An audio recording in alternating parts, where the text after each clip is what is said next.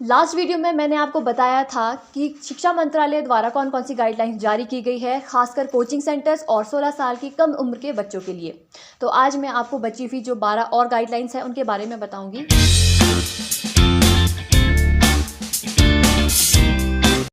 स्वागत है आपका एजुकेशन ऑफ भारत में। मैं हूं सपना ठाकुर। तो चलिए शुरू करते हैं बाकी की गाइडलाइंस।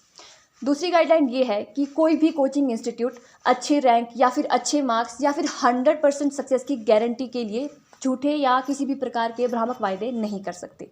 जिसकी ग्रेजुएशन कंप्लीट नहीं है वो कोचिंग सेंटर में टीचिंग के लिए एलिजिबल नहीं होगा। यानी कि अगर आप कोचिंग सेंटर में टीचिंग करना चाहते हैं तो उसके लिए आपका ग्रेजुएट होना ज़रूरी है। अगर कोई स्टूडेंट कोर्स के बीच में ही कोर्स को छोड़ देता है या ट्यूशन्स को लीव कर देता है तो उसकी फ़ीस अंडर 10 डेज रिफ़ंड हो जानी चाहिए।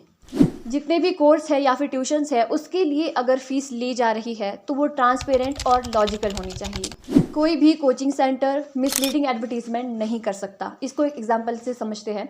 फॉर एग्जांपल, हर साल यूपीएससी में 100 बच्चे निकलते हैं तो उनमें से कई एकेडमीज़ ये क्लेम करती है कि हमारी एकेडमी से 50 बच्चे निकले हैं, कई एकेडमीज़ क्लेम करती है कि 15 बच्चे हमारी एकेडमी से निकले हैं।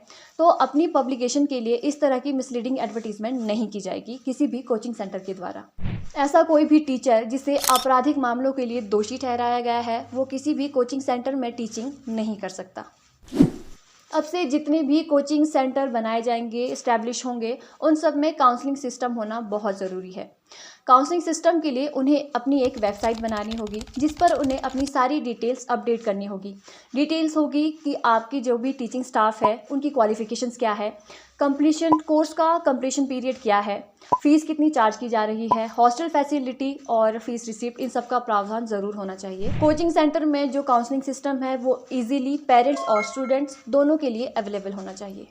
कोई भी व्यक्ति जो गवर्नमेंट्स की इन गाइडलाइंस का उल्लंघन कर रहा है, उसका पालन नहीं कर रहा है, उसे 25,000 तक का जुर्माना भुगतना होगा।